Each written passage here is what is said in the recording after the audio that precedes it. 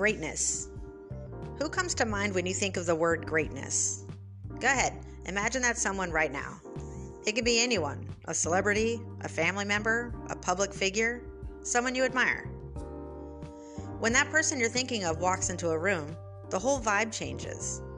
No one messes with this person, and they can get whatever they want. Powerful, unstoppable greatness.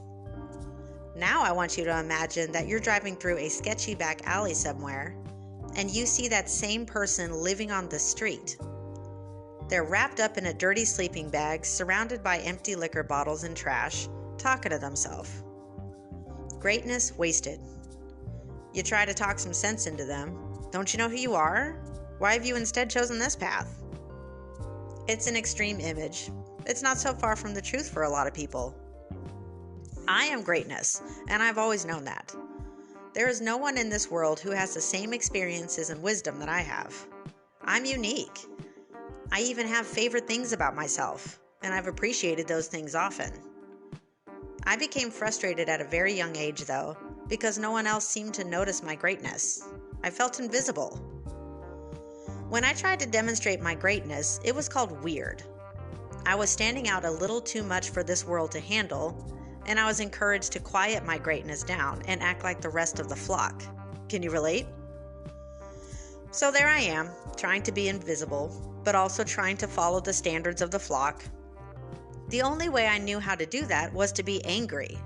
I have a bad attitude, be above everyone, blame the world for my problems, hate Mondays like I'm supposed to. Act just like everybody else. It didn't get me noticed, and I'd given up my originality. Again, can you relate? But wait a minute. The person you associated with greatness a minute ago, they're not like anyone else. They didn't wait their turn. They didn't ask permission to become the powerful and admirable person that they'd become. They flew the coop, and the world became a better place somehow because of it. What if we all divorced the so-called ways of the world and showed our own unique greatness without apology? If it's permission you need, I'm giving you that permission right now. There's people in our lives who never seem to be happy. There's always some outer circumstance to blame for keeping them from getting what they want. Then there are people who always seem to be just fine. Their life is seemingly perfect, and they don't seem to have any problems. What did they do to deserve such a peaceful, perfect, happy life? I investigated. I wanted answers. It took years of undercover research and investigation to finally lead me to a life-changing discovery. No difference. There was no difference between the lives of the angry person and the happy person. They were both broke. They both had a million responsibilities. They both had complicated love lives. The only difference between the angry person and the happy person was their choice.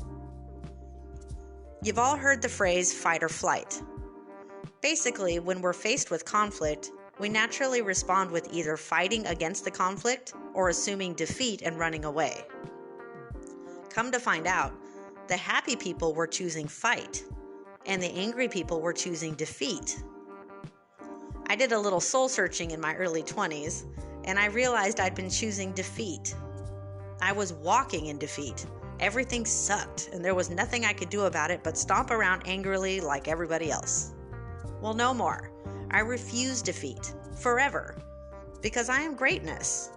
Always have been and always will be. So now what? As it turned out, choosing joy was not the same as acting joyful. Pretending to be happy and masking my actual disappointment or despair only put me in a downward spiral of bitterness and resentment. Choosing joy meant genuinely smiling back at my conflicts while they tried to beat me down. Why would I want to smile at this? How on earth would I want to find joy during the crummiest of times? I'll tell you why. To let the world know that I am greatness, and I cannot and will not be defeated. That's not an easy thing to do, though. It takes practice. It's a muscle that needs to be built up. But in the same way you need to exercise and discipline your diet to achieve your strongest physical self, You need to exercise and discipline your positive outlook in order to achieve your strongest mental and emotional health. And what happens when you combine optimal physical health with optimal mental and emotional health? Greatness. In a situation of fight or flight, I have always chosen fight. Unfortunately, I don't have very good fighting weapons. Like anyone else, I used aggressive behavior, hurtful words, or apathetic sarcasm. It didn't seem to get me anywhere. Some would just say I had a bad attitude. But most people simply didn't even notice I was there. Why? Because I acted just like everyone else, and it made me invisible. People get tired of being invisible. Why do you think so many finally reach the end of their rope and cause a big scene to get some attention, sometimes ending in tragedy? We live in a time when people feel more lonely and invisible than ever. We desperately need a solution, and social media sure isn't getting the job done.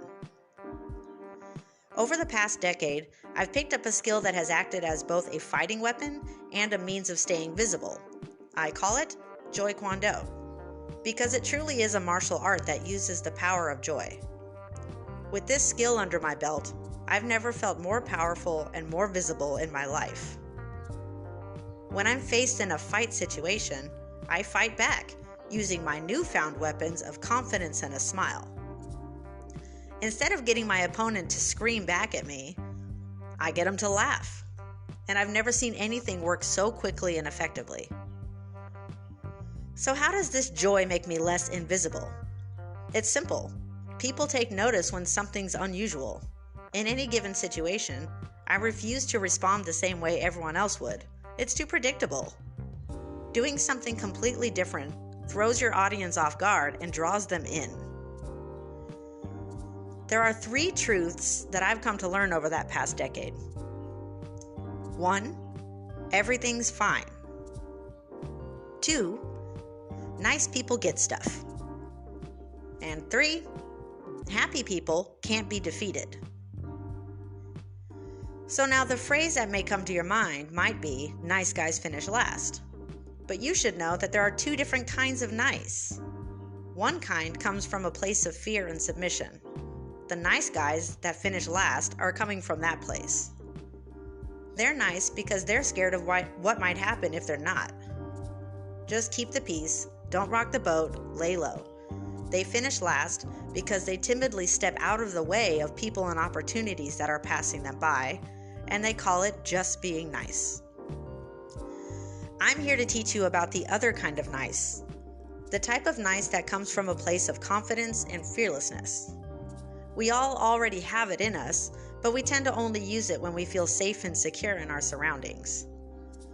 When we're this kind of nice, we show up and shine without apology. We know exactly who we are, and we know exactly what we have to offer.